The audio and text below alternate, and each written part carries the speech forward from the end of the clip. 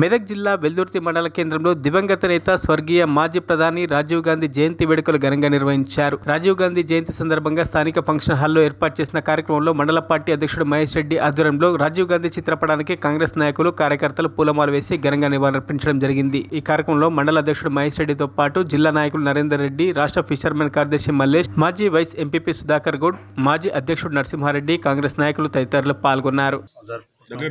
అందరు కార్యకర్తలు అందరు వచ్చి అందరు ముంగట జరుపుకున్నాం. సంతోషం. ఎందుకంటే రాజీవ్ గాంధీ అంటేనే వాళ్ళది వీరమరణం చెందిండు. ఇంతకు మొదలు వాళ్ళ కుటుంబం మొత్తం త్యాగాల కుటుంబం.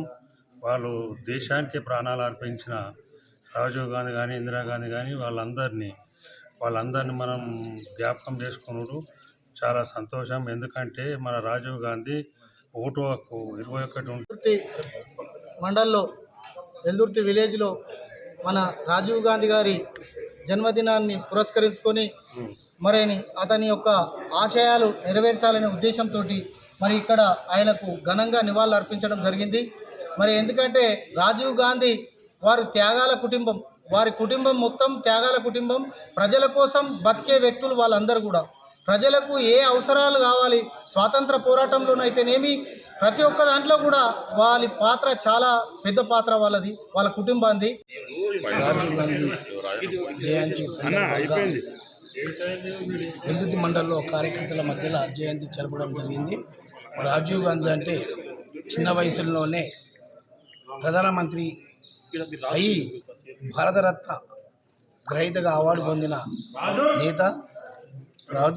రాజీవ్ గాంధీ అంటే ప్రజల మనిషి. వాళ్ళ కుటుంబమే ప్రజల గురించి అంకితమయ్యారు, ప్రాణాలు అర్పించారు.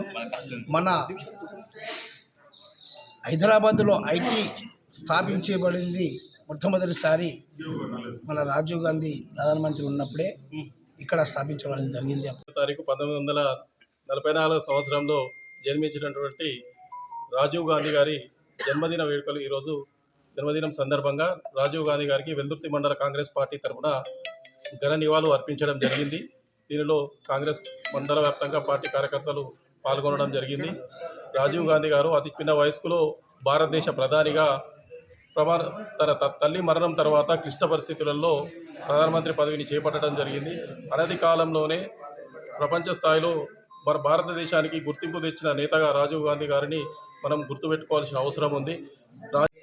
వెల్దుర్తి మండలంలోని బాలాజీ ఫంక్షన్ హాల్లో మన ఏదైతే రాజీవ్ గాంధీ జయంతి కార్యక్రమాలు చాలా ఘనంగా జరుపుకోవడం జరిగింది. కార్యకర్తల మధ్య కోలాహలంగా జరుపుకోవడం జరిగింది.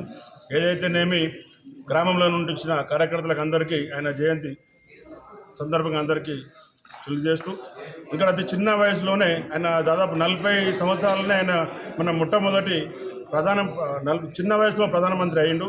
అలాగే ఆయన ఎప్పుడు కూడా ఆయన పెళ్లి కూడా ఆయన వివాహం. మరిన్ని అప్డేట్స్ కోసం మా ఛానల్ని సబ్స్క్రైబ్ చేయండి.